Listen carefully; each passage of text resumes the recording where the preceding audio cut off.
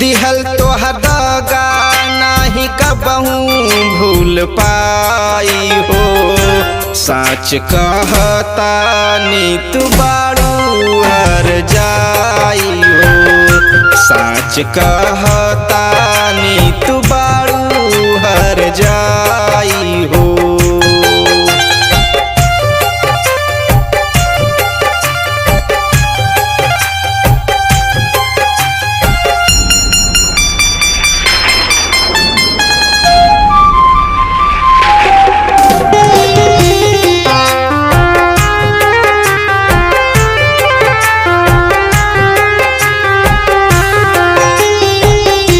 गिरगिट के रंग जैसे बादल गईलू।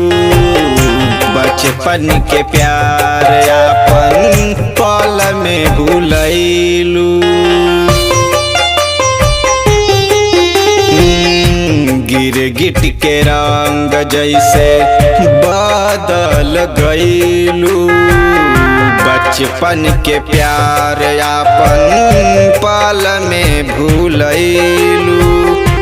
केहू औरी से तू कैलू सगाई हो। पल में कई दिहलू हमके पराई हो। साच कहता नी तू बारू हर जाई हो।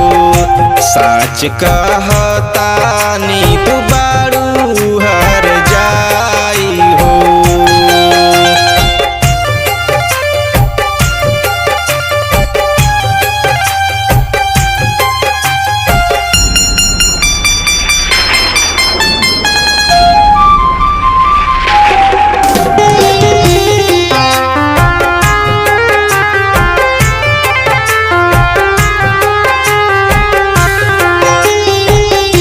हमरे ही संगे छल कई दिहलू रानी। जबकि तू बारू हो हमरे दीवानी। हमरे ही संगे छल कई दिहलू रानी।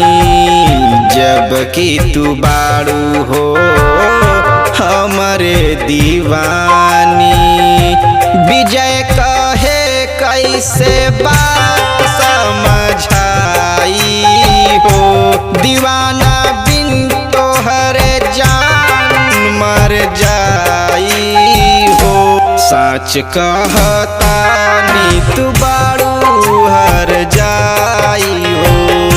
साच कहता नी तू